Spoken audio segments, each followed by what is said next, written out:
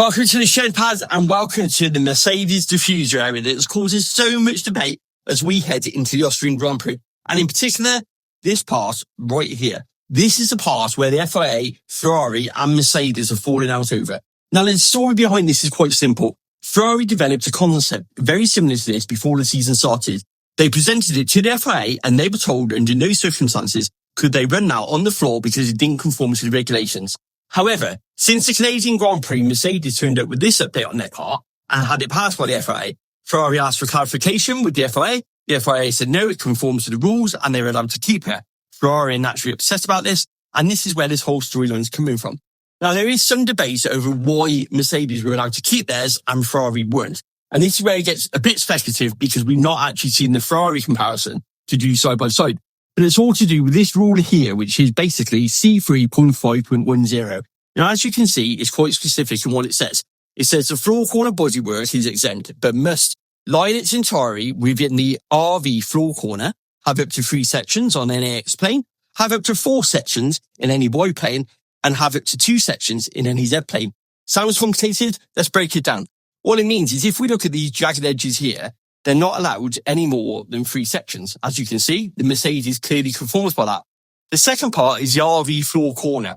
Now, this is a calculation. Think of it like a cubic square calculation, so like a box that has to be in. So if you imagine this box here, it can't go anywhere outside that box. Now, it's a 360 box, so it's all the way around, not just that side there. So what Mercedes have done is they've designed something which conforms to that part and sits inside that box. The speculation with the Ferrari thing is that actually they put 3 separate winglets on and it might have been outside this box here. So it might have been a bit bigger than that, which is why they got their heads banned ultimately.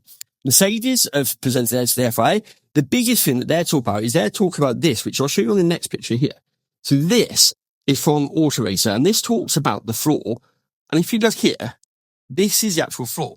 Now, the biggest takeaway from this, it's one continuous piece of floor. This is what Mercedes are saying. They're saying they've not added anything on. They're saying they've actually shaped the floor with one continuous piece of carbon fibre and that these are part of the design, not wings that have been added on.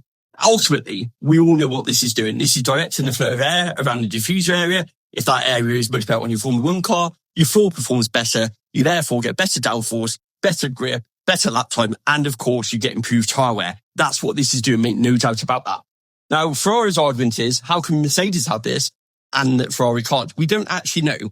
The only thing, like I said, is that the Mercedes one falls in this box, which they're allowed, and the Ferrari one didn't. So, where do we go from here?